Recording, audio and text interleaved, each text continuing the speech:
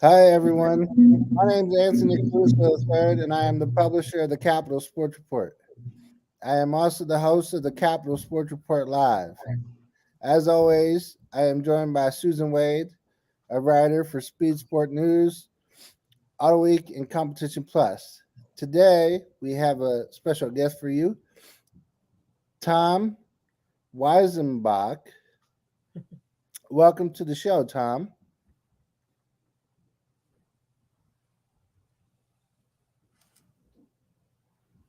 Tom, can you hear us? They lost the signal again.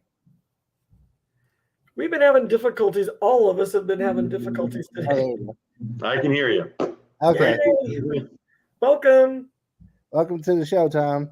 Thanks. So I've done about 5 Zoom meetings today and haven't had any issues. So don't let it start now. Fingers crossed. Tom is the executive director of the International Council of Motorsport Sciences. He has had a similar role with the Indiana Motorsports Association and was a partner and president of the IMIS trade show. He previously worked at the Indianapolis Motor Speedway and the IndyCar series, as well as the NHRA. His expertise is in business development and marketing, and also in auto racing safety and performance. We're so glad to have Tom join us tonight. For those who aren't familiar with the International Council of Motorsport Sciences, please let the audience know about your important mission with your company. Sure. Thanks, Anthony. I think the big thing for the ICMS, we've been around since 1988. It's made up of members from over 21 countries currently, and that seems to be growing, which is a good thing. But it's medical people, so it's doctors, nurses, first responders from all over the world that work in the safety at the track. So again, it is the medical representatives and safety team members who work for IndyCar, NASCAR, some from Formula One, heavily involved with the World of Outlaws and a lot of the short track racing.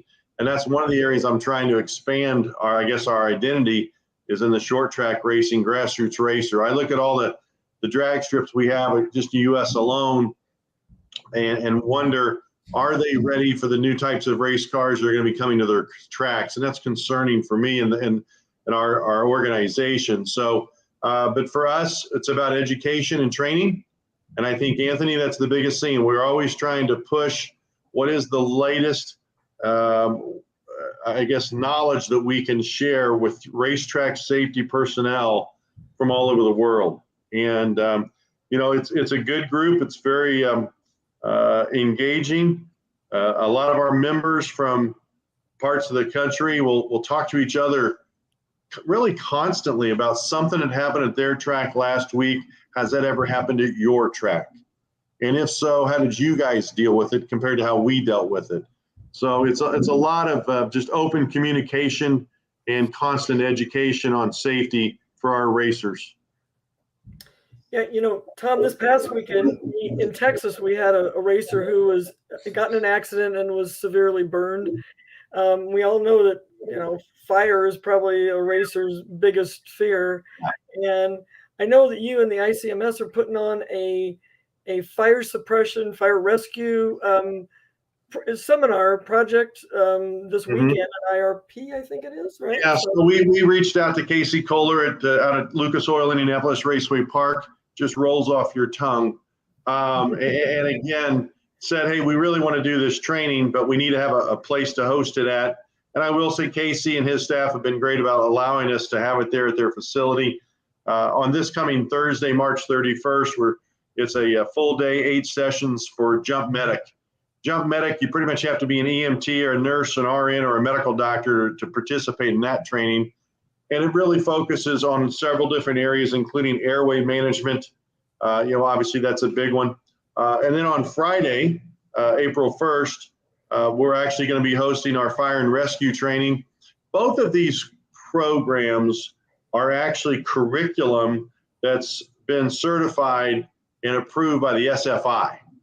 And so our team of educators and trainers simply take the curriculum that the SFI has approved and then we actually do the training with that to those that attend, and then they can actually sit for an SFI certificate when they're done, a safety certificate, which is good. I think the big thing for this week, you guys, honestly, is we're adding on Friday, after about 8 hours of training for our fire and medical side, we're having a special about 2-hour session just on EV technology and lithium batteries. And, I think that's probably the biggest area of concern that we all probably have right now in motorsport safety is the lithium batteries and the new EV technology. You're seeing it more and more at racetracks across the world. But even if you just focused here in the U.S., if you look what NHRA is doing with their new sportsman class for this year, there is an EV class. Are the tracks that host the EV class prepared for a fire if there happen to be one? No, they're not. So really, we had hoped to try to get more fire and safety workers engaged in our training this coming week. Some of the tracks said they're already started racing. They can't afford to send anybody. I will say Casey's got 10 people coming for both days that are, these are workers, safety, fire, and medical workers from IRP. He's got 10 coming to the jump medic program, 10 coming to the fire and rescue, because he wants to make sure his team's trained and I guess aware of the newest ways to battle some of these fire, where the suppression systems, on a lithium battery. How do you put that out, right? If you're going to have EV cars racing at, 131 Dragway or the different ones that we have that host these events, it's a Tesla, and they lose control, hit the wall, and a fire starts. Do those safety workers know how to put that out and battle that blaze? And the answer is no. So again, this weekend, we're really excited about the 2 days of training we're going to do, and we hope to see this become an annual thing out at IRP. What other series besides the NHRA might be involved in that, and would you need to, train?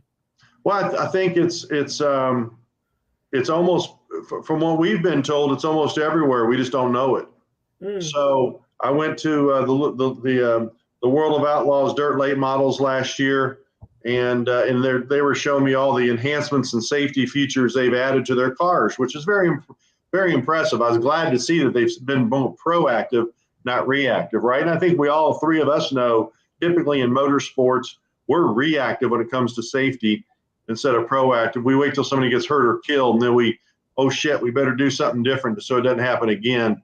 But the World of Outlaws, their dirt late models, every one of them runs a lithium battery. I did not know that. The IndyCar series has several components now that are part of the EV technology, and even their starters are using lithium batteries to start the Indy cars.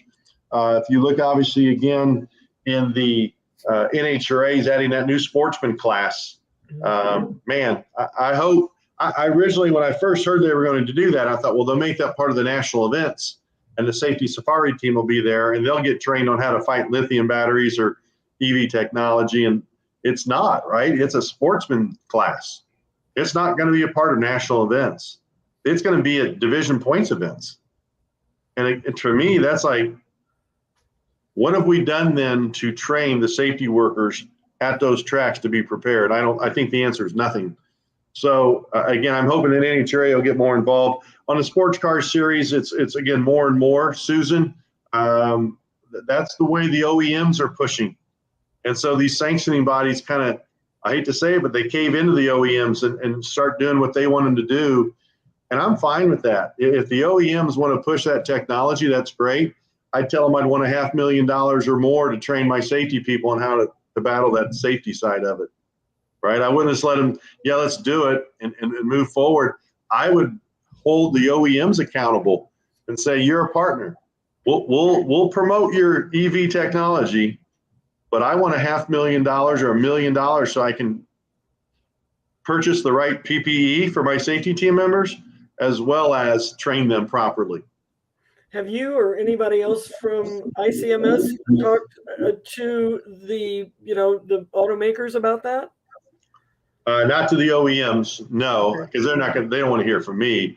We're trying to talk to as many of the sanctioning bodies as possible and share with them that here's the reason you should be not hesitant, but you need to, if you're going to go down that road of technology, you need to be aware of what you're getting yourself and your safety team members and your drivers into, right? So there was the driver that was running at an NHRA sanctioned track up in Wisconsin about a year ago. And I believe it was he was running a lithium battery, which caught on fire upon impact. In the less than 4 seconds it took for him to roll out of his car, out to the side of the roll cage, it burned all the way through his 4-layer suit. Because a lithium battery, the heat of that lithium battery fire has been tested now to be over 3,000 degrees Fahrenheit. That is almost 3 times the size of any gasoline fire that we've seen at a racetrack so far. John Force, God love him, he loves to be on fire. He will not want to be on fire with lithium batteries. Wow. Because he'll get cooked. He will get cooked like a well-done hot dog. Well, let me ask you this. I listened to one of your ICMS cafes last year, and we talked about, I didn't talk about it, but I was listening, and I was shocked at how much, residue or toxins, maybe that's the right word, I'm not sure if I'm saying this all right, but how much comes from just a combustion engine. So are we even aware of some of the things that could happen with the traditional engines? No, we really aren't. And I would say again, the drivers, honestly, you guys, the drivers are protected as long as they keep their helmet on, and again, don't open the shield or whatever. They're probably more protected than our safety workers are, right? Our track safety workers. They're going in there, hoses on. But how many do you see with any type of a mask on or a shield or a helmet on to protect them? And again, exactly what you just said, Susan. Now what we're seeing with the lithium, the batteries and the EV technology products is that literally the crap that they're breathing in is, they're saying, maybe 10 times worse than a normal fire right now. So there's a facility in Southern Indiana called the Battery Innovation Center. Anthony, it's an amazing website. It's called BIC for short, but Battery Innovation Center. And they actually have done more testing with lithium batteries than any company we found in the entire world so far. There is another one testing facility we found in Ohio. I'll be going there in 2 weeks. There is another testing facility over in Poland and one in Germany. But from what the folks from Formula E have told us, right, the Formula E series, is that we introduced them to the people at BIC, and they're saying these guys know more about lithium battery fires than anybody. That's who we have coming this coming Friday to talk to our fire and medical people that are going through training. And they're going to share as much information as they can in a 2-hour period.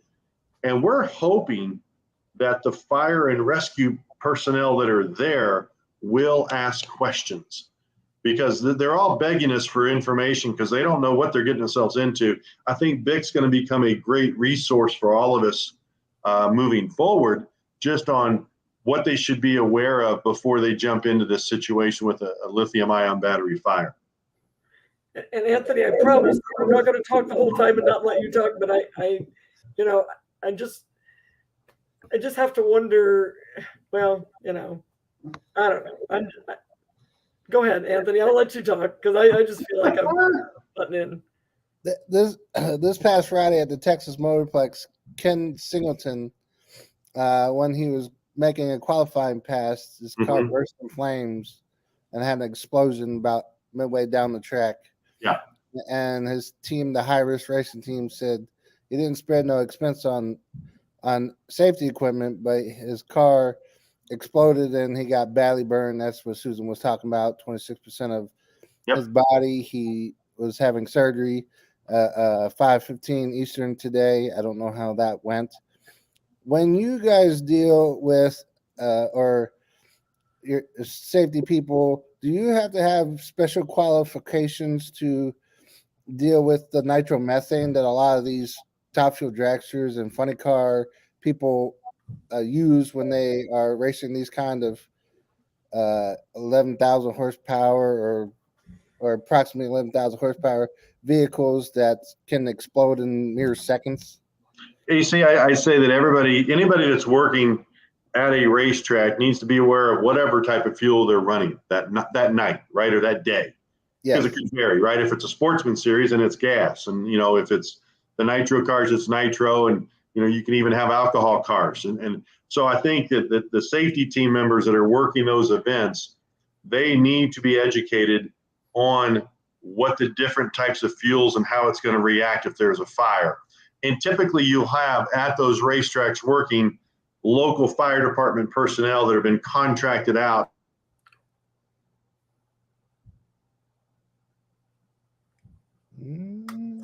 Oh, we're losing Tom. We're losing you. I don't know if you can hear us or not. Yep. I think that's what happened. Well, until Tom comes back, I wanted to ask you, Anthony, aren't you an EMT, or you have been an EMT before, right? I did, yeah. I used to work at the Office of Emergency Management for 5 years. There we go. Sorry about that. So Susan, let me finish that. So Yep. Anthony, I think that the safety people that are working at tracks, they are typically local fire department personnel who have been trained professionally through their municipality on those different types of fuels. But the city of Ennis, Texas, isn't going to train their people on nitromethane. Okay. So what training are those people going through? And I would say it's critical, though, that anybody working at a racetrack knows what the different fuels are and how they react when they're on fire. Because, for example, what's the most dangerous thing? When I worked for IndyCar, I was a sales guy. They even educated me on the dangers of being in the pits during a race. Why? Because those cars run on methanol. And what's the worst thing about a methanol fire is you can't see it. Yep. That's what mirrors. Gasoline fire, you can see it, but a methanol fire, you cannot see it. You sure as hell are going to feel it, but you can't see it. And so if I'm bringing, a CEO of a company through there, trying to show them how exciting it is in the pits, I need to be aware to keep that individual safe of what to do and what not to do. And, when there is typically an Indy car catches on fire in the pits, what have you always seen them do since you were a little kid? They throw buckets of water on it. Yep. Because water is the one thing that'll help put that type of fire out. So I think the scary thing is, Anthony, where we as an organization want to keep banging the drum is please make sure your safety workers at the track know what they're dealing with. And I will say that the last 2 years have been a little weird because of COVID. Haven't been able to get to as many tracks as normal. 3 years ago, I probably went to 100 different races over the summer. And I went to a very well-known track in the Midwest. And the USAC Silver Crown Series cars were running that night, which are methanol-based race cars. And I literally, the volunteer fire department or whoever was working that track that night were sitting there eating their ham sandwich before the thing got going. And I said, hey, guys, I just happened to be driving by. What type of cars are racing tonight? Well, hey, Jerry, do you know? No, I don't know. They didn't even know what was racing on the track that night. Wow. So how are those guys prepared to do their job? They're not. They're not. So for us, we always keep preaching safety, safety, safety, safety, safety. And this is what I was going to ask earlier, and I forgot it. So pardon me for that. But Extreme E, they're showcasing the EV technology. How have you? Scott Elkins is very active.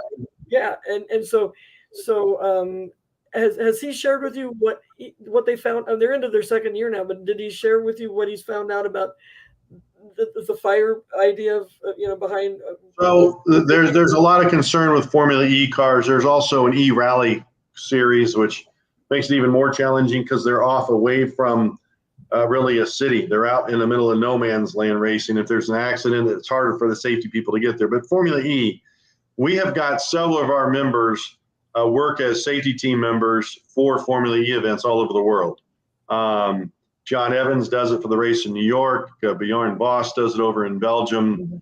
Ricard Johansson does it in Sweden. But those guys all talk to us about those cars are actually, they feel almost one of the most dangerous types of cars out there, only because, one, you can't hear them as much as you could a normal race car, so you don't know when they're coming off. But more importantly, if one does get into an accident, what's being leaked on, if we see a car hit a wall right now, right, guys, you always see fluids leak. They put the kitty litter down. They put the whatever the safety clean product they're throwing down to keep it dry, the speedy dry. But with the Formula E cars, where can a safety worker touch or not touch a car, right? So they don't get shocked. Very important to know that.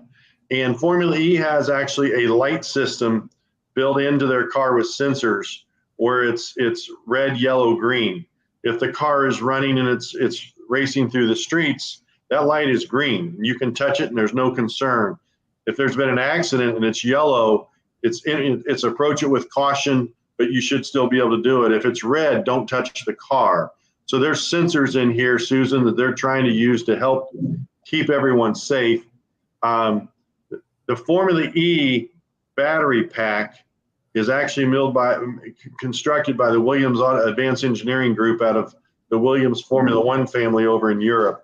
And it's actually in a closed container. The batteries are contained inside there, which is a good thing in the sense that there is an incident, there is added protection to keep the batteries intact and don't get punctured. The bad thing is, if they hit hard enough and something gets damaged or gets punctured, you can't get water inside that protective shell that it's in, the casing that it's in. And so they're still learning as they go. I will say that they are totally learning on safety measures as they continue to race those cars. Knock on wood, they haven't had any incidents where anybody's been seriously hurt. They've been very fortunate. That's good. One of the stories today in NASCAR is the fact that Bubba Wallace's car lost a tire during Sunday's race at COTA in Austin, Texas. Yep. A published report indicated NASCAR might be handing down suspensions for Wallace's crew chief, Booty Barker, and his tire changer and jackman. And safety is more important than anything else out there on the track. I'm not sure how IndyCar handles incidents such as this, but should the NHRA, for example, adopt a similar policy where they penalize teams and crew chiefs or individuals, what would that keep? How would that keep safety in top of the mind for the teams and the drivers?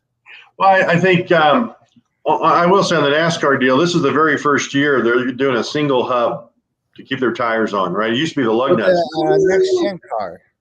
I'm sorry? Yeah, the next gen car. The new car.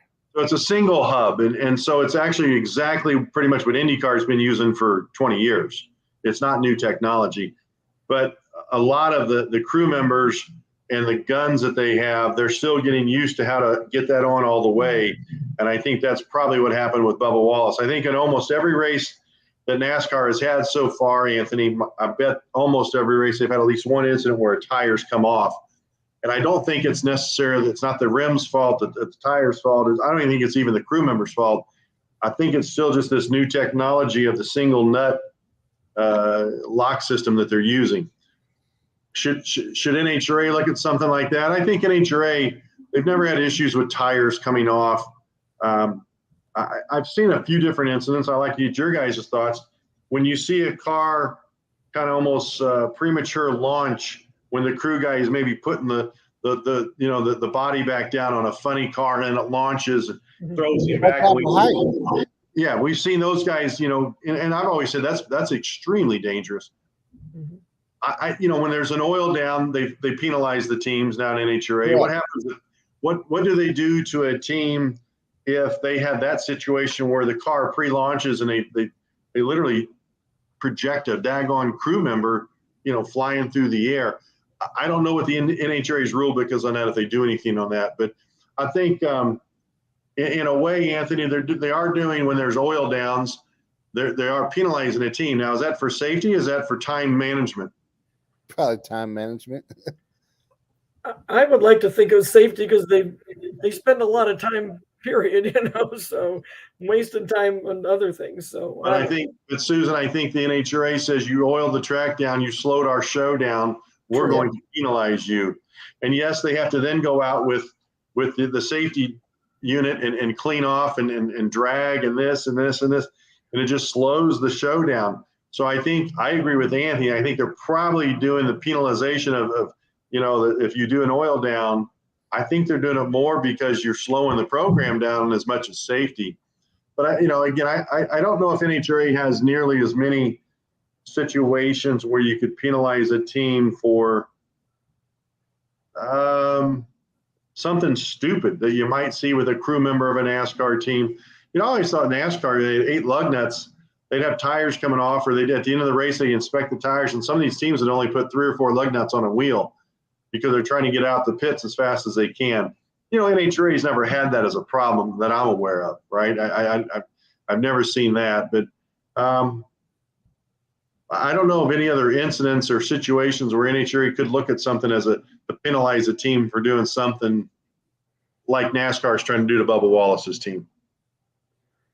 Yeah, that's it. I haven't seen a lot of tires coming off cars. I mean, you had an explosion, which is all certainly what the cause of that was. But yeah. I remember Cruz Pedregon went up to the line at starting line at Gainesville one time and didn't have any gas in his car. He said, that's his stupidity. And it could have been him. He said, I'm really mad at the guy who did that. It could have been himself because most drivers put their own cars up. Yeah, they mix their own fuel and they put it in. I will say when it comes to tires, and again, think about this as we were kids growing up, at the IndyCar teams, IndyCar used to have issues with tires. When a car would hit a wall, tires would get projected up, all over the place. A lot of times they'd hit the catch fence or whatever. There were people killed at the Indianapolis 500 when a tire got launched and into the stands. NASCAR did as well. They had several incidents. So if you look at NASCAR, if you look at IndyCar teams, they all have tethers on the tires now. They hit the walls pretty hard, and the tires always seem to be pretty much intact for the rest of the chassis. They might, the frames are bent, the suspension's destroyed, but they're still attached. And a lot of times, I think that's just because of the safety measures they've done by utilizing tethers to keep those tires connected to the frame.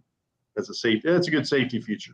Well, yeah, we saw the Justin Wilson accident, so, and Felipe Massa got injured in the F1 race at Hungary, I think it was, maybe. Yeah, Stephen Wilson's deal was just incredible, 1 in a million freak accident for as high as that tire went to come down and hit on top of his head like that. I mean, literally a tenth of a second slower or faster, that doesn't happen. That was incredible, horrible. Earlier this month, speaking of tires, I don't know if you know about this, Tom, but this was brought to my attention. I don't even know if Susan knows about this.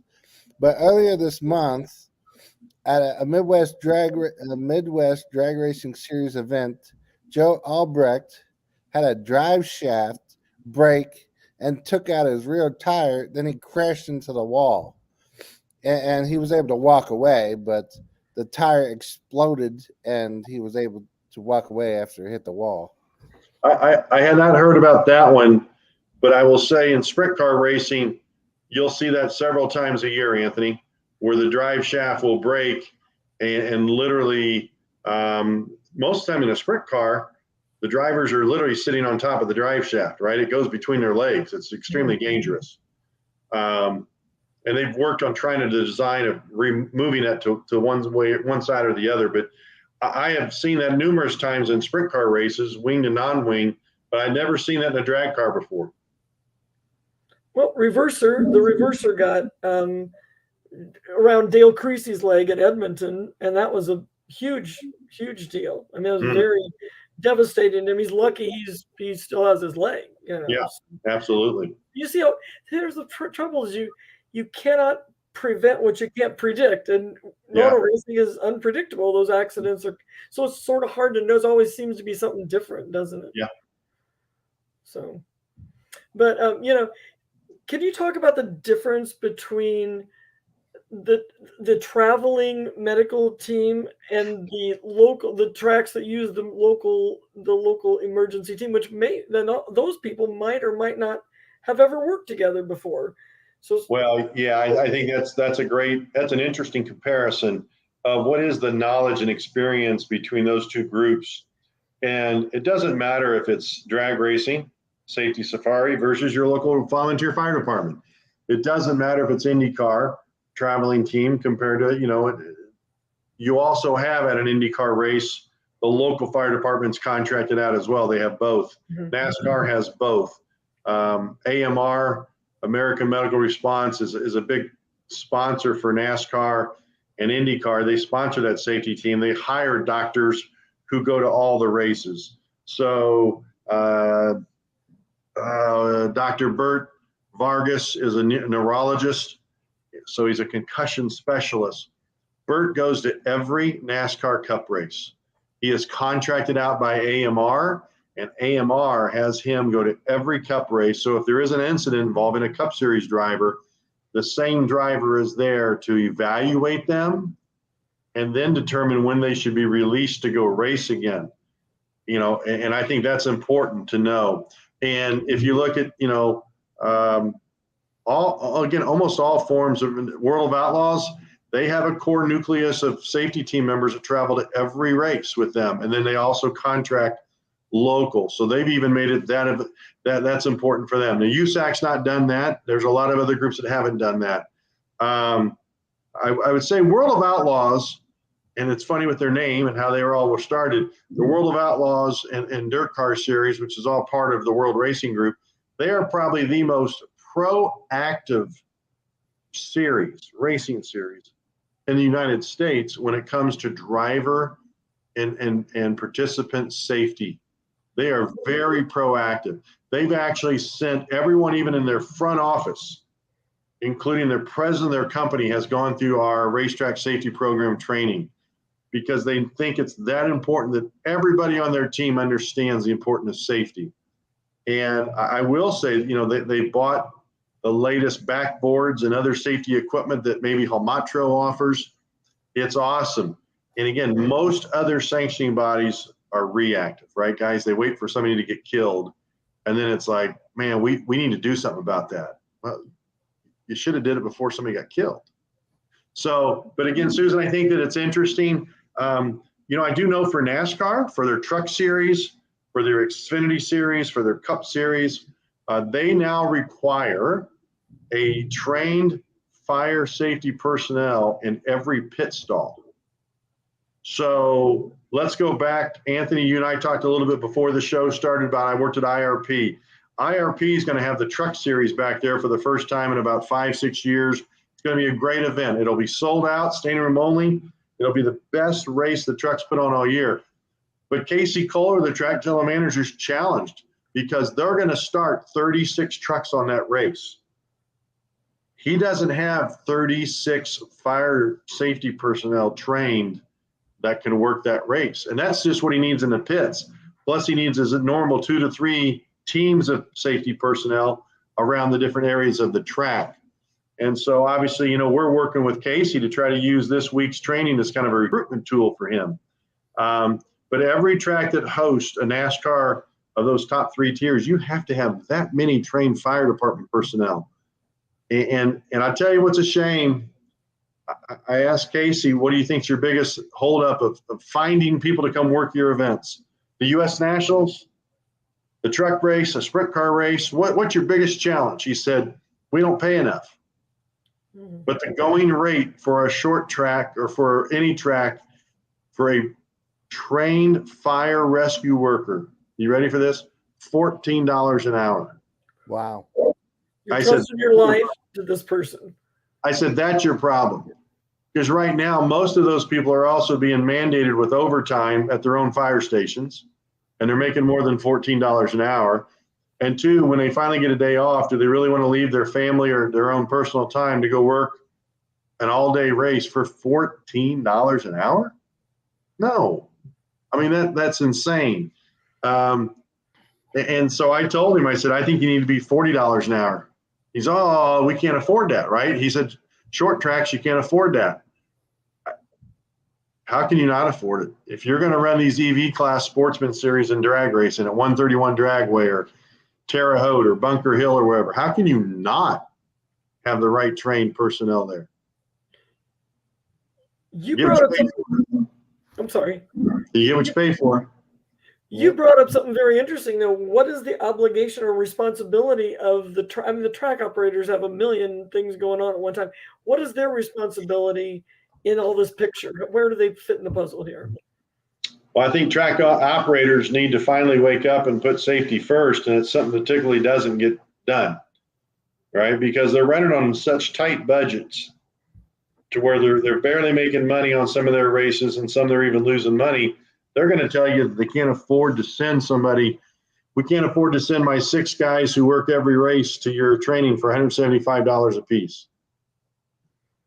Again, we'll agree to disagree. I think you have to figure out how to afford it. But I do think that that's a challenge for us, that we have to get track owners and operators, Susan, to wake up and prioritize safety for their crew, their team members, safety training.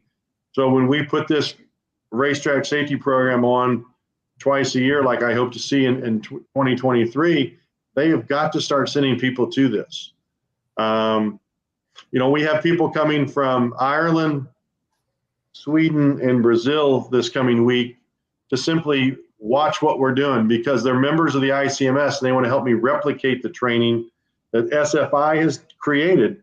They want to replicate this for us in their parts of the world, which is really cool. My guy from Sweden, Rickard Johansson, he's a former crew chief for a top fuel team over in Sweden. He's a huge drag race nut.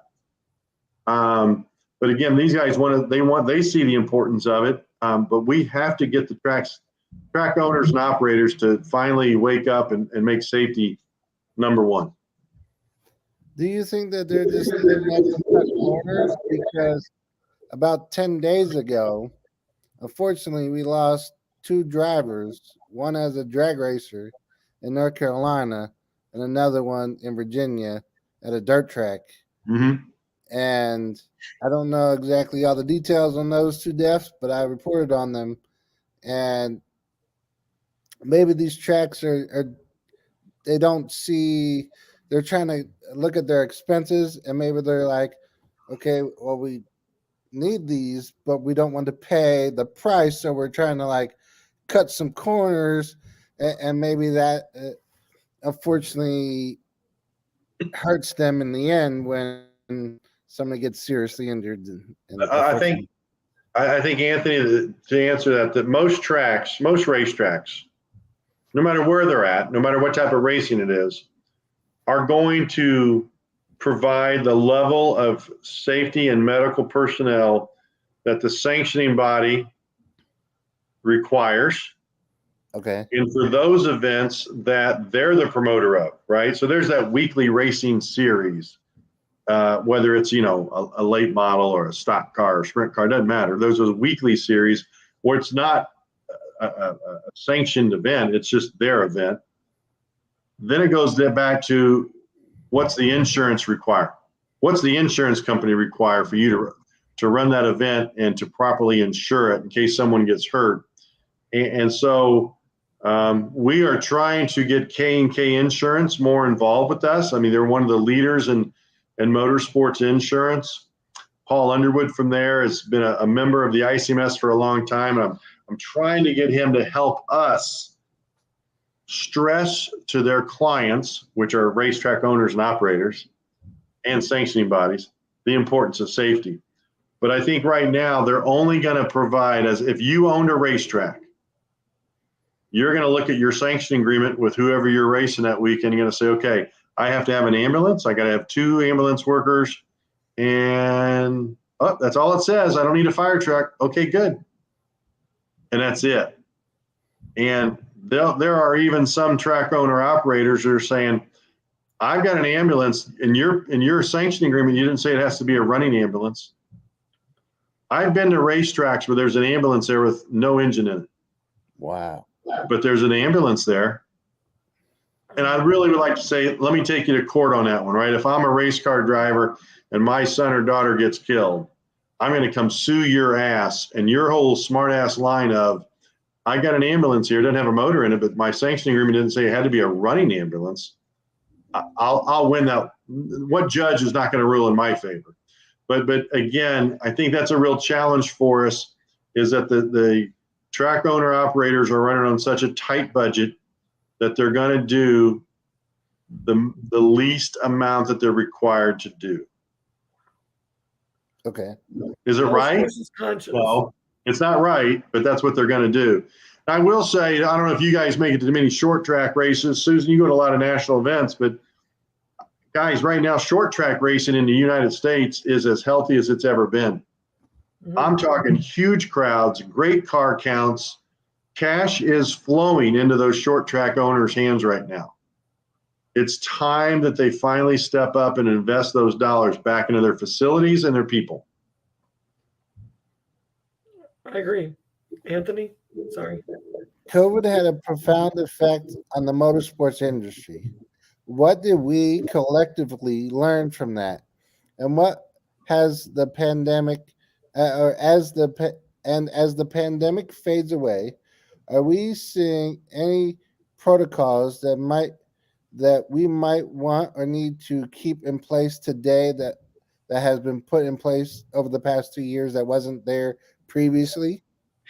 Well, again, I think that's part of the success we're going to have this summer at racetracks all around the world is people are just anxious as heck to get back to a racetrack and be a fan again. So that's a good thing. I think we're going to see great results of that.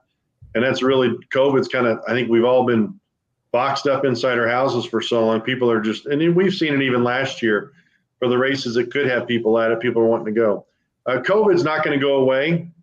Right now, with the variant, the last variant that came to the U.S., we have it under control and our numbers are great. There's another variant over in Hong Kong right now, and there's supposedly one over in Europe. And it's just a matter of time before it's brought back to the United States. We're going to be dealing with some tough decisions again.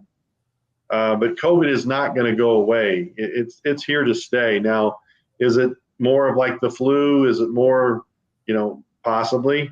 But it's still going to be there. What precautions do we need to do? Again, I think racetrack owners have learned a lot the last 2 years. And Anthony, what we're going to see is it comes down to if they did something different because of protocol, did it save them money? Did it allow them to make more money? Because they're going to stick with it then. And let's just say, and I'm just throwing this one out there. I love fountain pop, right? I'm a fountain pop guy. But if you sold 24-ounce bottles instead of a fountain pop, and you were able to make more money on that 24-ounce contour bottle, even though we could go back to fountain pop machines, which we had to get rid of, would you? Well, no, because I make more money off my 24-ounce bottle. So a track owner is going to go ahead and stick with the 24-ounce bottle. Again, I think we'll see. I think COVID maybe even helped us learn how to do some things better. I can't tell you the last time I went to a racetrack and actually did the old-fashioned signed a waiver. IndyCar is all iPads and it's digital and there's so many ways to do that now. I think that's probably a good thing.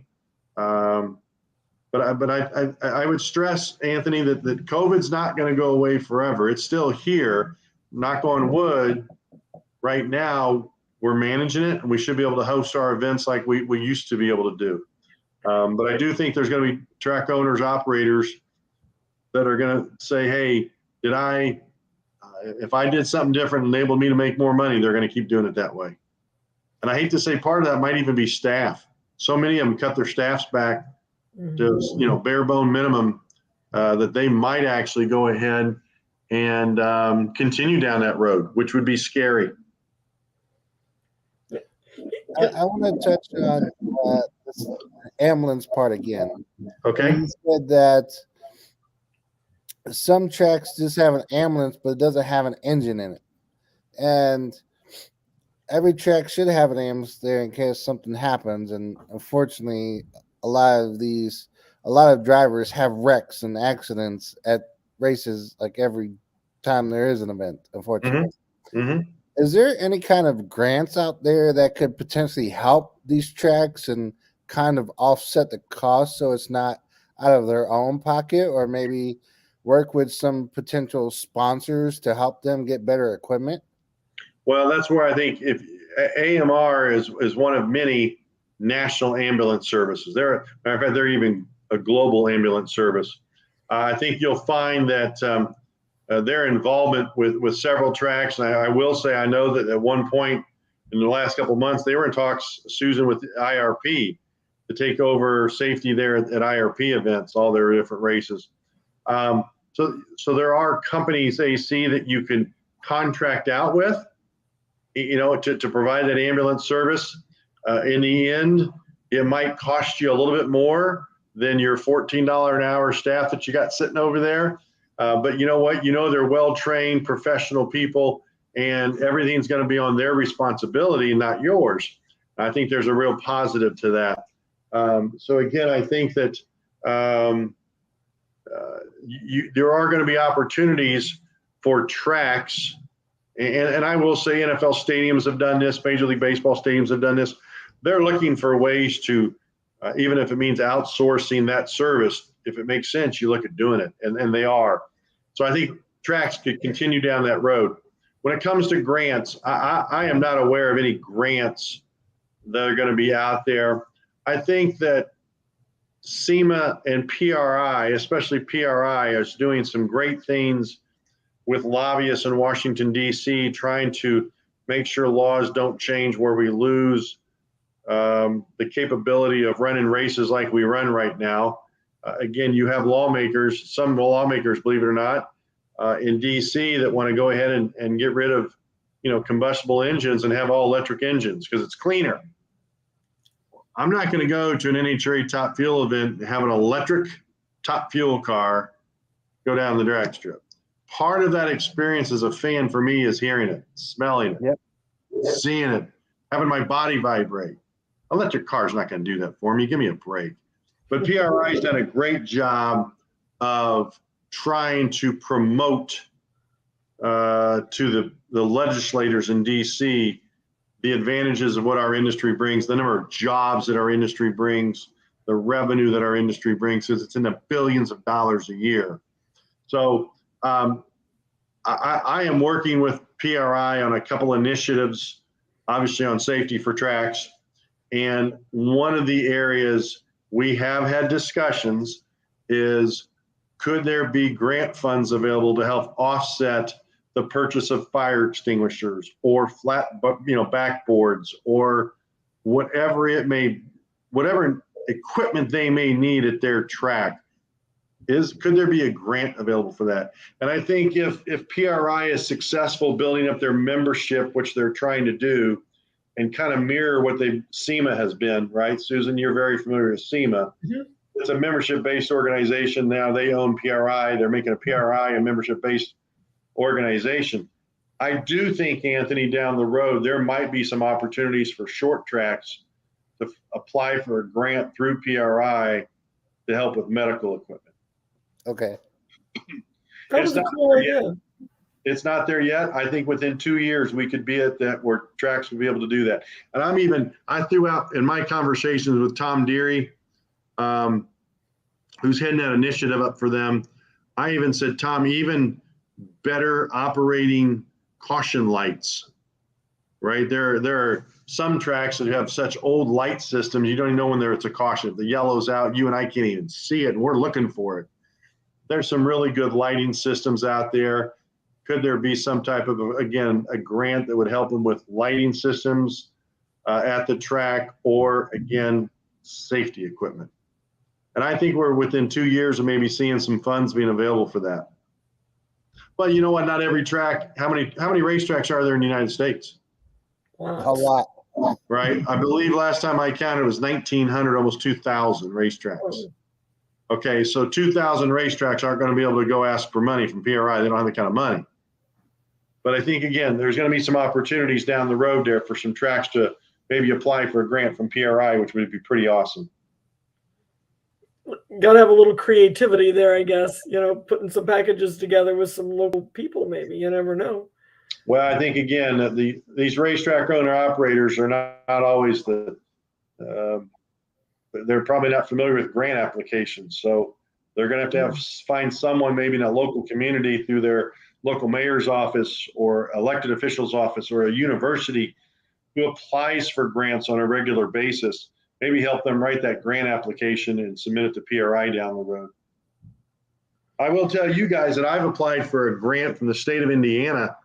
It's called the Innovation Fund Grant, and it's about innovation and safety. And so I went to the state of Indiana and approached them on, if you give me these dollars, I want every racetrack in the state of Indiana to be able to send people to our training for free. It's a trade-off, right? Indiana people, it's Indiana tax dollars, so it can only really be applied to Indiana people.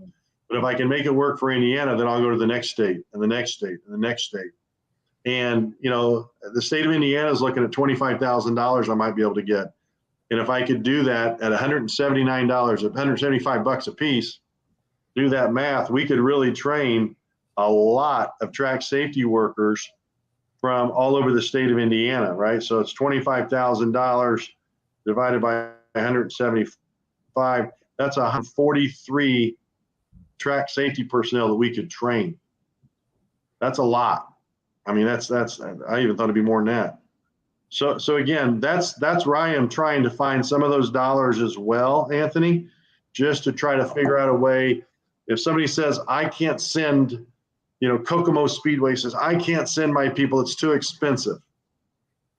I've got the funding mechanism for it, right? If I can get this grant from the state of Indiana, which I've applied for, I won't know about it for another probably 60 days.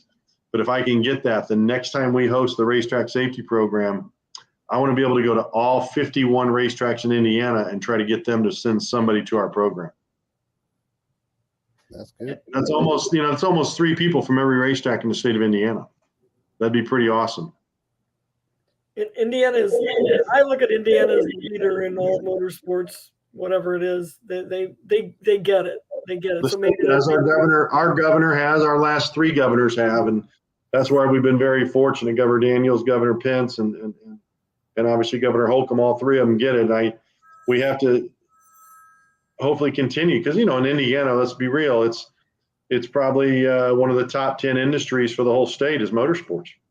Mm-hmm. Yep, absolutely. A lot of jobs, a lot of tax dollars. That's right. Well, I gotta change gears here a little bit, but I was going to say one of the most fascinating things that I think that ICMS has explored is the idea of sleep, proper sleep. Oh yeah. So I thought that was a cool one. Dr. Meeta Singh came in and talked about that. I think she's talked twice. Yeah, we've had her the last 2 years, and we've actually now had we had some discussions for our December 2022 annual Congress. We're already working with my committee that oversees the content for that. We've actually had a discussion with a neurologist, a concussion specialist I believe they're out of Canada, and they have been doing a ton of research on patients with concussions and how quickly they're able to get back to normal life. And sleep is a big part of that. Getting good quality sleep is a big part of their rehab. And that's something that, people just don't think about. I look at our teams as they crisscross the country from race to race. I don't know who lays out their schedule sometimes at some of these sanctioning bodies, but it's when I was with IndyCar, one year we raced in, we went from Detroit to Vancouver to Toronto to Edmonton. What genius does that? In 5 weeks, we zigzagged across the country. And, if you look at that, or you look at some of the other NHRA teams that are on the road for weeks at a time, the World of Outlaws are probably the worst because they'll run 4 nights and 4 races in 4 nights. in 3 different states, you were only able to log so many hours inside that tractor. Whether you're the driver or the passenger, you're only allowed like 12 hours a day. Once you hit 12 hours, you got to shut it off. You have to rest for a minimum of 8 hours before you can start again. Those are DOT rules and regulations. Well, there's just no way, if you listen to what Dr. Singh says, these people that are on the road all night and then working all day at the track, jump in the rig and drive all night, they're not getting the proper sleep they need, which, Susan, you heard her say, Dr. Singh says there's no doubt that affects your productivity. Right. And it's also it's a huge safety issue. Huge safety issue. She recommended 9 to 10 hours even. I mean, some people don't even get 8. I mean, or 7, let alone 9 or 10, So that was pretty eye-opening. No pun intended. She had the research that showed why, right? The ones who only got 6 hours compared to the ones that got 10, their productivity was incredible. But Anthony and I see that, like in NHRA, that they have a quick turnaround time in the pits. And if somebody blows up on a Friday night or a Saturday night, those crews are working sometimes till you hear the driver say, "Oh, my crew's wonderful. They were here till 2 in the morning or 3 in the morning." Well, they're back out there at 7 o'clock, 8 o'clock. They're not getting any sleep. And how are they thinking straight? It's not just the driver, it's the crew as well, I think. Yeah, did the driver stay there wrenching with them all night, or did he go back to the hotel or his motorhome? Who knows? Well, no, some drivers probably do help. Oh, I'm sure there are. I can see Tim Wilkerson there all night doing it. I don't see Tony Schumacher doing it, probably. Nope. Probably not. But speaking of drag racing, drivers across the spectrum of motorsports have varying degrees of exertion inside the race car. For example, drag racers' endurance isn't a problem. Those guys and girls are in there for about 4 seconds, but in some other cases, it could be slightly longer. Many drivers, though, are on the track for hours, but all of them are intense with their senses heightened. With all the wearable devices and all of the technology available today, what do we know about biometrics, and how do we sort out what to do with that information? So I will say that the University of Wake Forest University, Dr. Joel Stitzel, he's a biomechanics engineer, the head of their program. He's been doing a ton of research with TRD and NASCAR. So TRD obviously is not just the NASCAR teams, it's also the NHRA teams, but his team at Wake Forest has done a tremendous amount of studies on a lot of just how the human body and how it deals with, again, that surge of kind of like you're saying, Anthony, the surge of your human energy that you have, and then how you can bounce back. How long is it? Can you plug it in? How long it takes. I think if you look at the different sanctioning bodies with the longer races, the 12-hour Sebring, Rolex 24, Le Mans, 24 hours of Le Mans, they only let those drivers go for about 90-minute to 2-hour segments, and then they get them out of the car. And I think there's a reason for that, because they know that over a period of time, that drivers' reflexes and everything's going to start dissipating and not be as decision making is affected. That's another big thing, is decision making. It's interesting. When I worked for IndyCar, AC, we raced at Richmond International Speedway, which is a little, small, short track. And I think it was only, the Richmond 250 or whatever, 250 laps on that little bull ring, though. And the guys would get out and they would be absolutely exhausted. And it'd only be about a 90-minute race. But mentally and physically, they were just exhausted.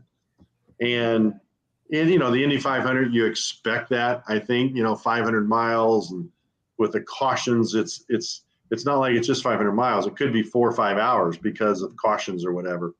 It's not like you can get out and stretch your legs or grab a sandwich, right? You're kind of stuck in there. I would love to have I would love to talk to somebody who did drag racing, who then maybe went and did the other types of racing, just to see mentally how did they compare the two. We know John Andretti did both. So John Andretti drove the Taco Bell Top Fuel dragster for a while there, and then he also did IndyCar, and he ended up in stock car. I wish we could have talked to John and asked that question of how was it different, John, between those three types of cars? How did it affect your body, your mind, your decision making, your physical overall, just being at the end of the day? I don't know if anybody else that's done that. I really wish it'd be an interesting conversation with them. I don't have any data that shows it directly. I think that would be a good one, Susan, for the annual Congress, is that type of comparison of the different forms of racing. Well, we wish we just lost Danny Ongais recently. He would have been a good one to ask that as well. Yeah. Yeah, there are a few out there who've done it. Or what about these guys who, like Tony Stewart started the whole thing with the double or the double or whatever they call that, or you race in Indianapolis, then you jump on a helicopter or plane and you go to Charlotte or, is that wise? I mean, how much sleep is he getting in transit? Well, it's not sleep, I think, as much as fluids, right? And when John Andretti did it, driving for Richard Petty, and John actually did it, I think, more than once. He said that as soon as he got in the airplane in Indianapolis to fly to Charlotte for the Coke 600, he had an IV going with fluids. That's right. And literally, he would start. They would start IVs in those guys. I don't know if Smoke ever did that. And there's been, Kurt Busch did it a couple of years ago, and Kurt said the same thing. He said he had a nurse with him the whole way. Ganassi had a nurse be with him the whole way. And the nurse started an IV for him once he got in the plane to fly down to Charlotte, just because it gave him 90 minutes with fluids getting into his system again. And so I think not necessarily as much as the sleep, as much as on that one, I think it's just rehydrating your body. But it is a grind on these guys. Yeah. And I think mentally at the end of the day, wouldn't you just have to be exhausted mentally at the end of the day doing that? Because again, it's not like it's just a 500-mile race and you did a 600-mile race. You are up at 6 a.m. doing all of your sponsor bullshit and all the festivities and just the stress leading up to the start of the Indy 500. Then you do that race. Then there's stress of making sure you're not late to the driver's meeting because you have to start last if you do in Charlotte. So then you're taking a helicopter to the airport, jumping on a plane, getting down there. I mean, there's so much that could go wrong. I think the stress would be incredible on someone mentally, as well as the physical, just the adrenaline side of it. You'd have to really rehydrate yourself. But I think that'd be a really fun discussion to have with some of the guys who have actually done it and kind of compare. Yeah. Well, we've seen some NASCAR drivers, they just do like a single race, and they're exhausted, like dehydrated. They had to get fluid just from a single race, from the heat and inside the car and the fumes. I'd like to know what they did the night before. No, I mean, did they hydrate themselves at all the night before? Did they drink alcohol the night before? What did they do the night before leading up to that race? Because I really struggle when some of these guys, I agree with you, Anthony, you see it all the time. They get out of the car and they're just exhausted. I'm like, God, what a wuss. Suck it up, Buttercup. Let's go. It's if you would have hydrated yourself properly before the race, this should not be a problem. Very true. And now you got these special kind of drinks that have electrolytes in them that should help you beforehand. All these guys that have sponsorship with Red Bull and Monster, how many of them really drink that stuff though? What's in that container? That they just got water in those containers. They don't have Monster energy drink in those containers or Red Bull, because that might be the worst thing you could actually put into your system when you're trying to hydrate yourself for a race. Why? We've had the garbage that's in it, right? All the ingredients are in it. There's nothing healthy in it. Tons of caffeine that jacks up your heart rate. There is nothing healthy in those drinks for someone to try to stay hydrated. And so again, I won't say who, but there's several drivers who have sponsorship with those brands.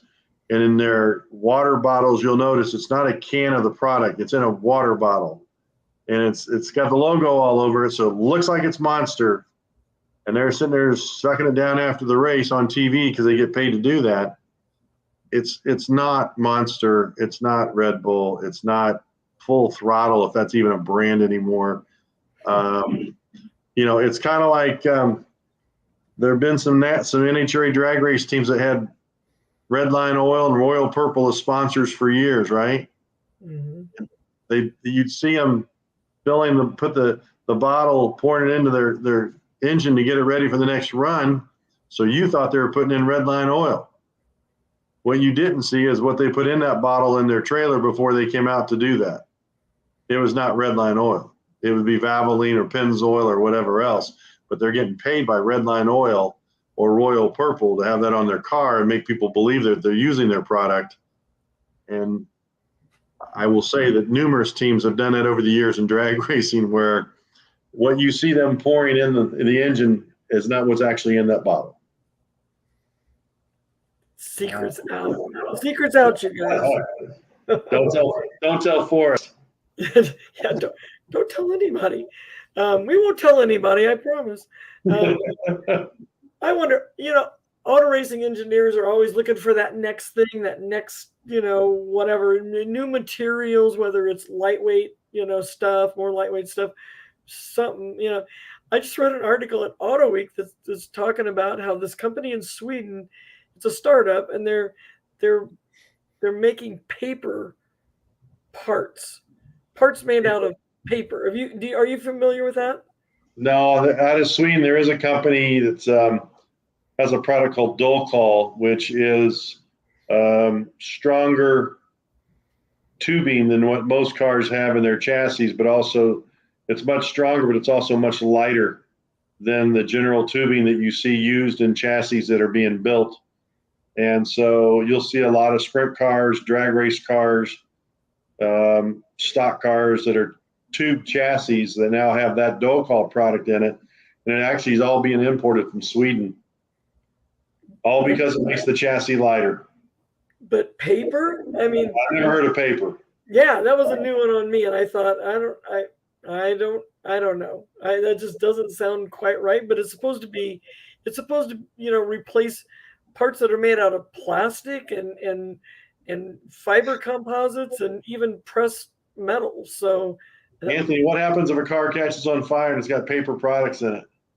It's just going to go up. Oof.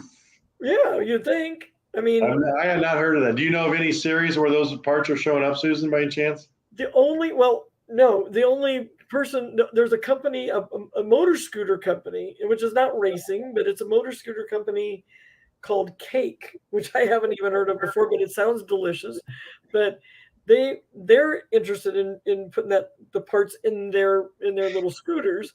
Volvo is interested in doing it, I presume, for a production car, but I don't know that. Those are the only two brand names I've heard of who actually express an interest in it. But why would you? I don't know. It's fascinating to think that somebody could put paper parts in a car, but that's. Yeah, I'll ask. Ricard Johansson's going to be here this week in Indianapolis for our safety, and he's from Sweden. He's actually the FIA's motorsports representative for Sweden as well. And again, he's a great go-to person. He's also a lieutenant in the fire department over there. I'll ask Ricard if he's heard anything about the paper products, just to see if he's even aware of it coming from Sweden. That'd be interesting to see. I'm going to see what the name of it is. I'm looking here. It's called paper. Oh, what's it called? Paper shell. Huh. Paper shell. So never heard of it. I hadn't either. I just saw that in Auto Week today, and I thought, whoa, that's something weird. But yeah, Ricardo will know because he's really smart. Yeah. Worldwide Technology Raceway in Madison, Illinois, near St. Louis, just announced today that it'll debut its drag racing ET bracket series with electric-powered cars. Chevrolet and Ford will be represented, but also represented will be Tesla and the Hyundai. Yep. Those are new to the drag racing scene. Are all EVs pretty much the same under the hood, or are these domestic automakers different from the imports? Well, with Ford, you'll see the Mach-E, which is the new car they launched about a year and a half ago. I think it'll be interesting because right now none of them can get parts to be built, just like any other vehicle out there. I don't know where they're going to get the chips and everything else they need to finalize building these things. In terms of the overall technology, I think, Anthony, an engineer would tell you that it comes down, it's pretty much all very similar.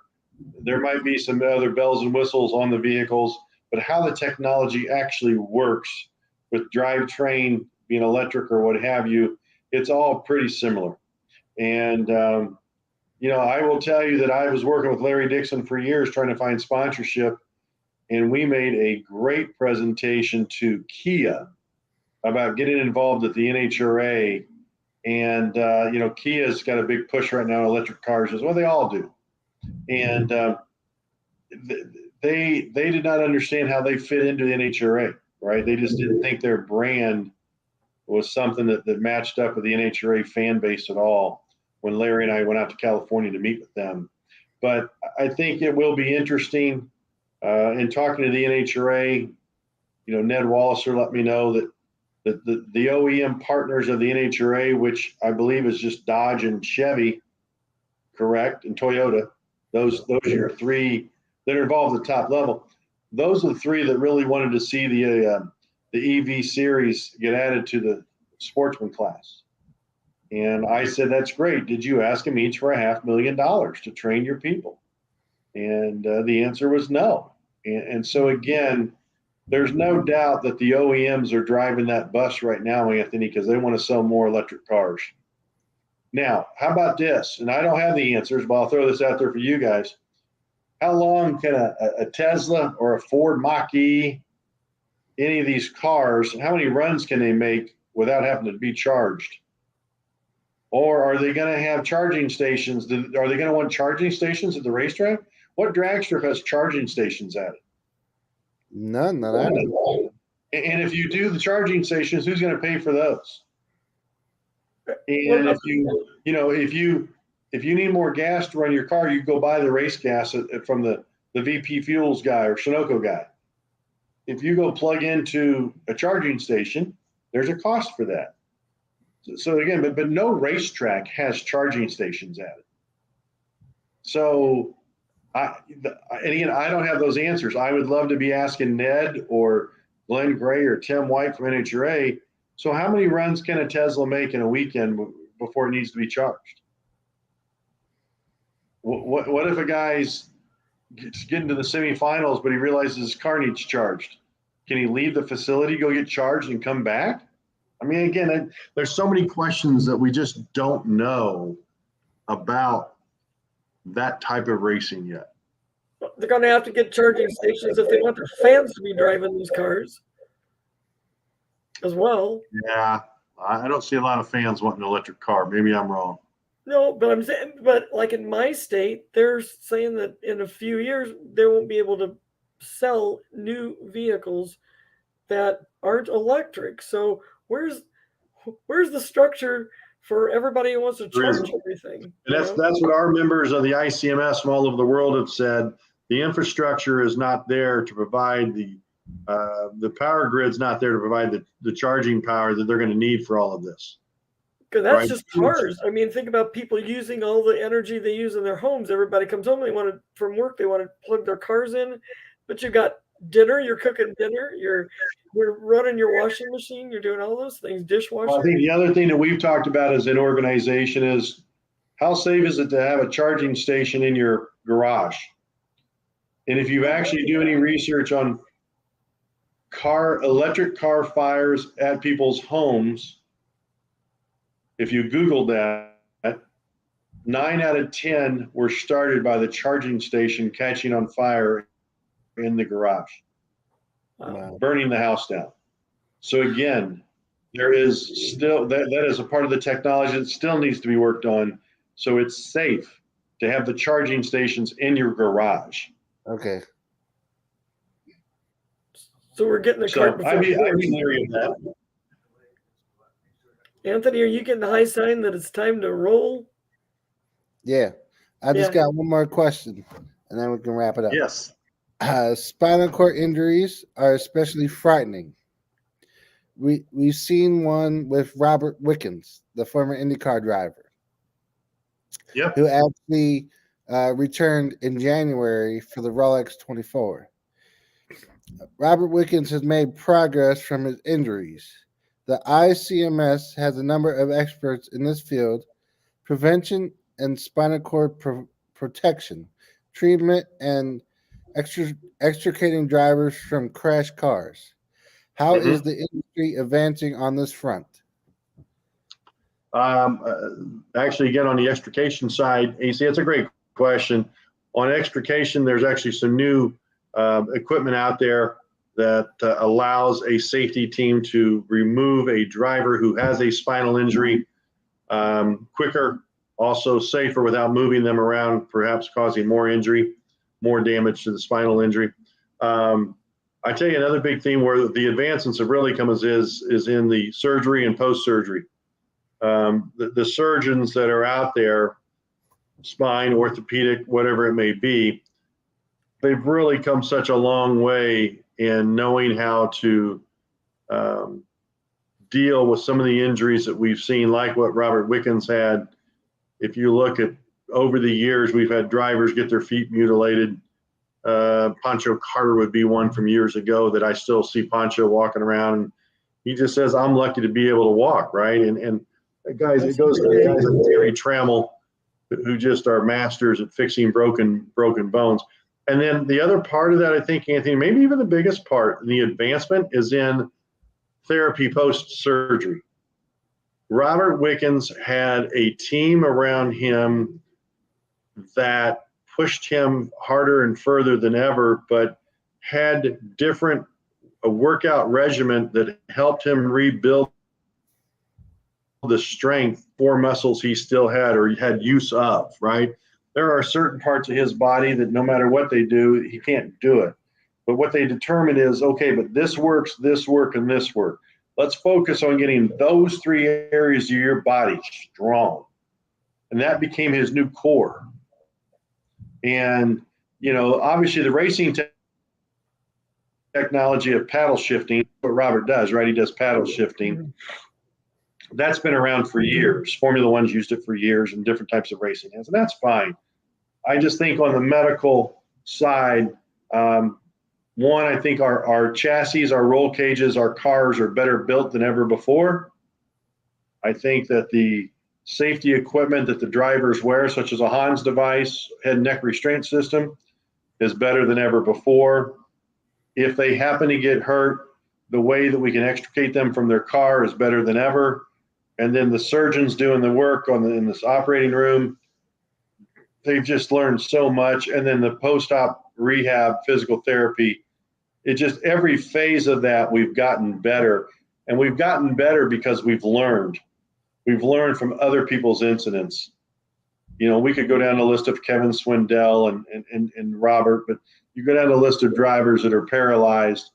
We've learned from all of those. And what's amazing amongst the group of the ICMS, our surgeons especially talk to each other all over the world when they've dealt with, if they have a problem, a situation, an incident, they're calling Terry Trammell, or Terry Trammell's calling a doctor in Australia, because have you dealt with this before?